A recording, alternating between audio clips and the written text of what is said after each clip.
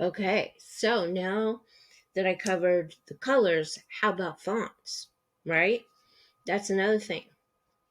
I was like, I'm not going to change all my fonts ever again. I'm just going to not.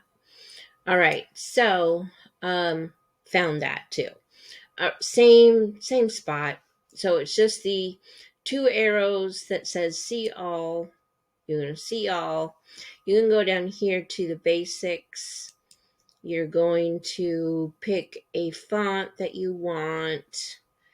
Let's just do, oh, that's what it already is.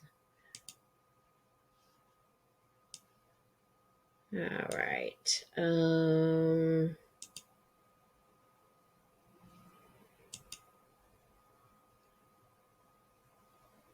I don't know why I'm doing all this. It's just showing you.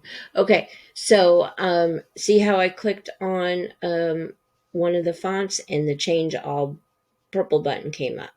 So you just change it all, and the font changed across your design, it says. So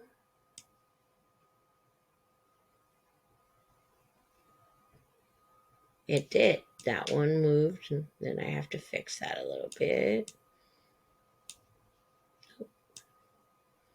Okay, but anyways, same thing. So the font changed throughout my, yeah, that's, I only had it a couple of times in here. So let's do this one. I'll go black. Okay, let's do this one so you can see this a little bit better. Okay, we're going to change this to, let's change it to Poppins just so you can see the big difference. Okay, Poppins. All right, and right down here it said change all, and there we go. It changed all right there in front of us. Okay, so there you go.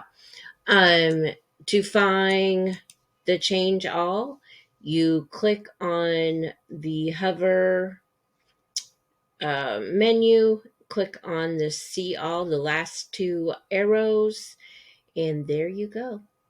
You'll be able to text, the colors, everything right there. Okay, thank you.